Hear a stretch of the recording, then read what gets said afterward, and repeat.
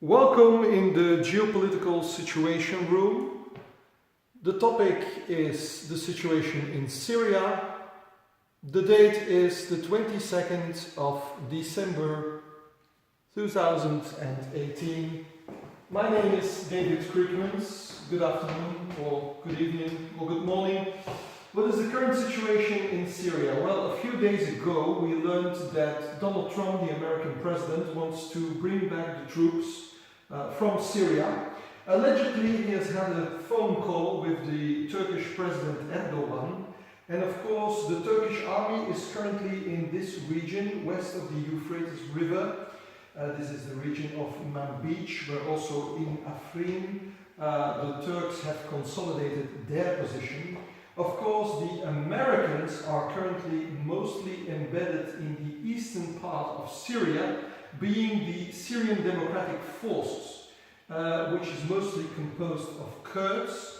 Also Criekemans and other components are also part of the Syrian Democratic Forces. But if now the United States would go home, then this would leave the Syrian Democratic Forces unprotected, and it may very well be that in the upcoming weeks or months the Turkish president would make a decision to move into the eastern part, so east of the Euphrates River, and where we would then see a confrontation between the Kurds and the Turks. Now, there are some questions with regard to why Mr. Trump has done this. Apparently, he wants to mend the relations with Turkey. As you know, his Secretary of Defense, Mr. James Mattis, has resigned over the issue, and he will go away in February 2019.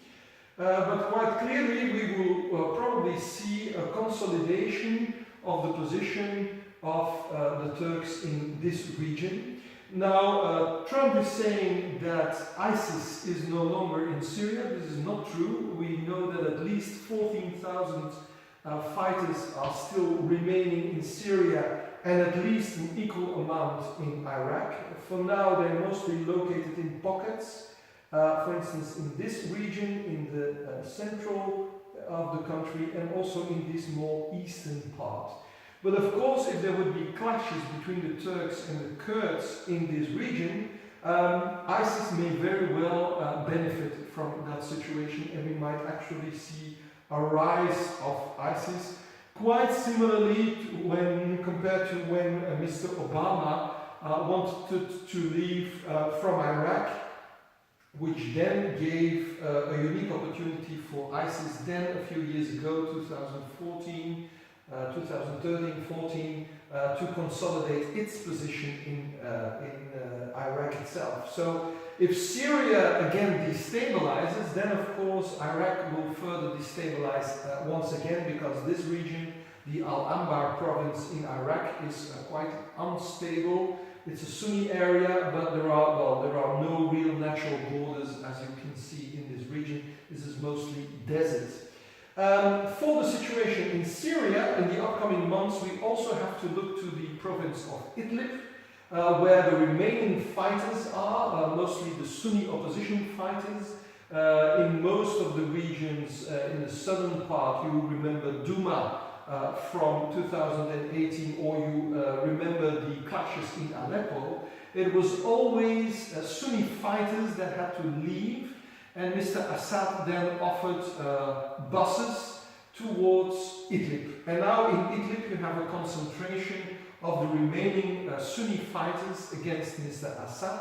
There has been in the past in Sochi an agreement between Turkey and Russia around the city of Idlib to have a corridor of around 10 to 15 kilometers that has been cleansed more or less from fighters. So Turkey also is starting to infiltrate and it's starting to build up its own position in Idlib province. So we might expect that in the upcoming months the situation in Idlib will rapidly deteriorate, and that Mr. Assad will try to consolidate his position in the region of Syria.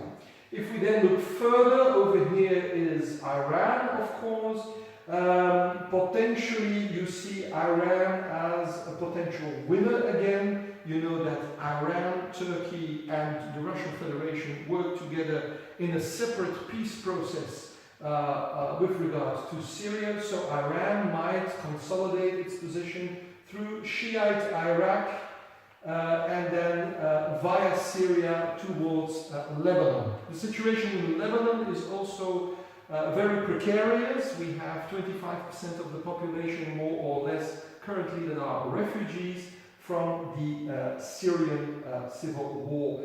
And if the situation in Idlib deteriorates rapidly, then we might actually see another refugee crisis in this region, which will perhaps prompt Turkey to even more enter the scene. So we might see in 2019 Turkey becoming a major player.